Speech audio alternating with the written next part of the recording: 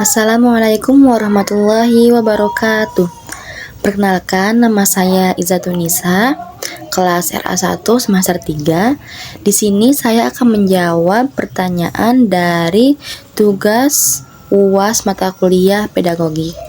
Untuk pertanyaan yang pertama yaitu bab pendidik dan anak didik. Untuk pertanyaan yang poin A, menurut Anda apa pengertian dari anak didik dan pendidik? Jadi menurut saya, anak didik itu bukan sekedar murid yang duduk untuk mendengarkan materi dari guru. Anak didik adalah sosok yang sedang tumbuh berkembang dan mempunyai potensi yang besar.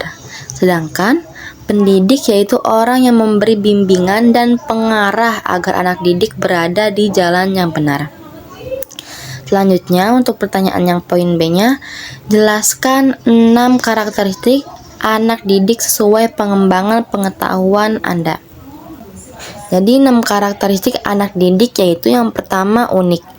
Setiap anak itu mempunyai bakat dan sifat yang berbeda-beda. Yang kedua yaitu sedang berkembang. Jadi anak-anak itu masih dalam proses berkembang dan mengalami perubahan baik secara fisik ataupun mental. Yang ketiga yaitu memiliki potensi. Setiap anak mempunyai bakat, tinggal kita sebagai orang dewasa membantu mereka untuk menggalinya. Yang keempat yaitu butuh pengakuan. Terkadang anak-anak ingin dianggap keberadaannya dan tidak diabaikan.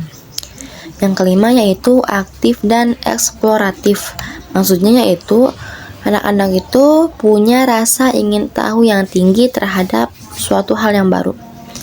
Yang keenam yaitu membutuhkan perlindungan. Maksudnya yaitu ingin selalu berada di tempat dan situasi yang aman. Untuk soal poin C yaitu jelaskan 7 peranan pendidik sesuai pengembangan pengetahuan Anda. Jadi 7 peranan pendidik yaitu yang pertama ada korektor, yaitu menilai mana perilaku siswa yang baik dan mana yang buruk. Yang kedua yaitu inspirator, yaitu memberikan ide-ide kreatif agar siswa semangat belajar. Yang ketiga yaitu informator, yaitu menjadi sumber informasi yang valid dan terpercaya. Yang keempat yaitu organisator, yaitu mengelola kegiatan belajar agar tertib dan terencana.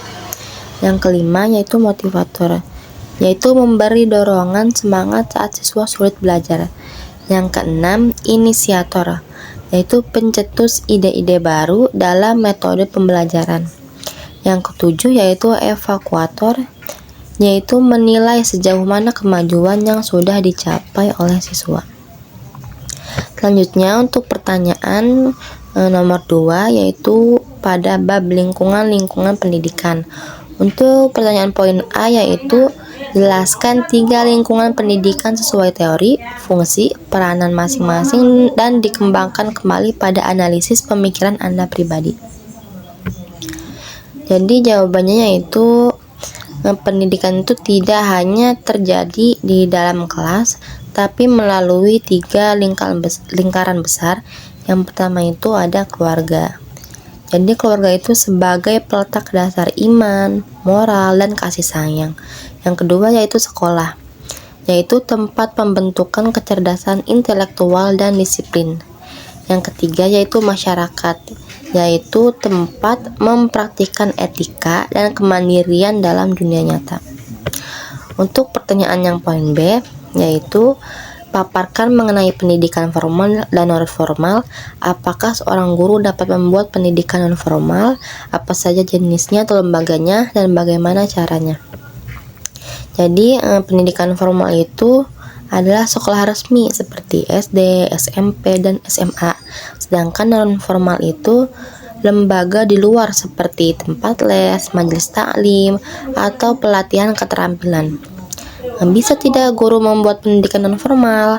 Tentu bisa, atau tentu bisa. Guru bisa mendirikan bimbingan belajar atau bimbel, sanggar seni, atau taman bacaan. Caranya yaitu dengan mengidentifikasi kebutuhan lingkungan, menyiapkan materi, dan mencari tempat serta izin dari warga setempat. Selanjutnya yaitu untuk soal nomor 3 mengenai bab kasih sayang, kewibawaan, dan tanggung jawab. Pertanyaannya yaitu jelaskan makna kasih sayang, kewibawaan, dan tanggung jawab sesuai teori, fungsi, peranan masing-masing, dan mengapa seorang guru harus memiliki 3 hal tersebut, dan jika tidak ada 3 hal tersebut pada diri seorang guru, bagaimana pendapat Anda? Serta kembangkan kembali pada analisis pemikiran Anda pribadi. Jadi kasih sayang itu adalah hubungan batin antara guru dan murid agar proses belajar terasa nyaman. Kewibawaan yaitu kekuatan batin seorang guru agar dapat ditaati dan dihormati tanpa perlu adanya rasa takut. Sedangkan tanggung jawab adalah komitmen guru untuk memastikan berkembang dengan benar sesuai tujuan pendidikan. Jika guru tidak mempunyai ketiganya, maka guru itu hanya akan menjadi penyampai materi yang tidak pernah menyentuh hati muridnya. Selanjutnya yaitu pertanyaan nomor 4, yaitu pada bab paradigma pendidikan Islam. Pertanyaannya, jelaskan secara lengkap berdasarkan teori dan analisis Anda pribadi terkait pemaparan materi pada bab paradigma Islam. Sebutkan apa saja yang dapat Anda terapkan ketika Anda menjadi seorang guru atau pendidik terhadap diri Anda pribadi, lingkungan sekolah, lingkungan masyarakat, lalu masing-masing minimal 3 penjelasan. Jadi pendidikan Islam itu tujuannya bukan cuma untuk pintar dunia, tapi juga membentuk manusia yang sempurna secara akhlak. Paradigmanya adalah mengintegrasikan ilmu pengetahuan dengan nilai-nilai tauhid. Penerapannya ketika menjadi guru, yang pertama yaitu untuk diri sendiri, yaitu dengan cara menjaga ibadah wajib, konsisten belajar ilmu agama, dan menjaga lisan dari perkataan-perkataan kasar. Yang kedua, penerapan untuk di lingkungan sekolah, yaitu mengajak siswa berdoa sebelum belajar, membudayakan salam, dan mengaitkan materi pelajaran dengan kebesaran Tuhan.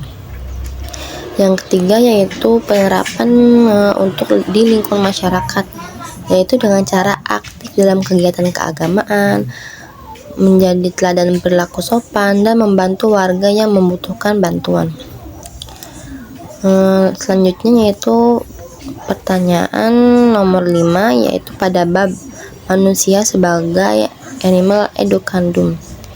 Menjelaskan secara lengkap 3 poin materi manusia sebagai animal educandum dan jabarkan serta paparkan kesimpulan berdasarkan analisis Anda pribadi.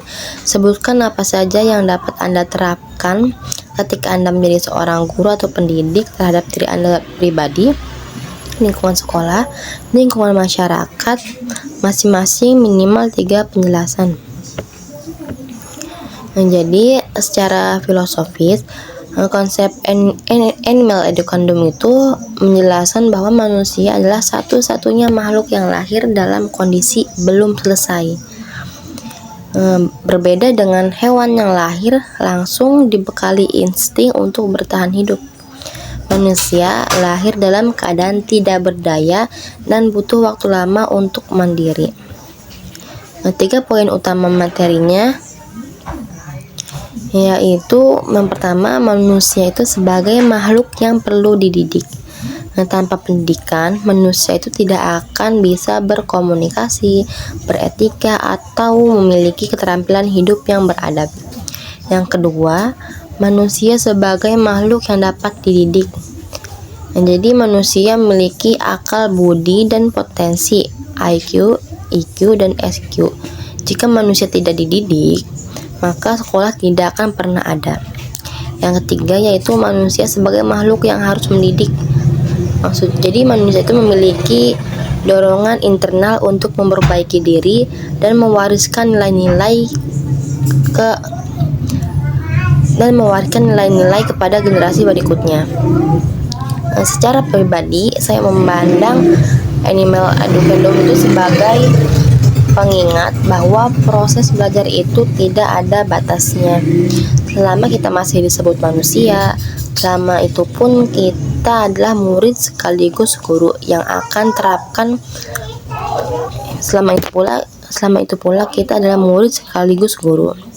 Yang akan saya terapkan ketika menjadi guru, yang pertama untuk diri sendiri, yaitu terus melakukan pengembangan diri agar tidak tertinggal zaman. Yang kedua untuk lingkungan sekolah, yaitu memahami bahwa murid yang nakal itu sebenarnya sedang berproses dan butuh arahan. Yang ketiga itu untuk lingkungan masyarakat, yaitu memberikan penyuluhan tentang pentingnya sekolah. Ya, mungkin itu saja jawaban dari pertanyaan soal pedagogik yang dapat saya sampaikan. Kurang dan lebihnya mohon maaf. Wassalamualaikum warahmatullahi wabarakatuh.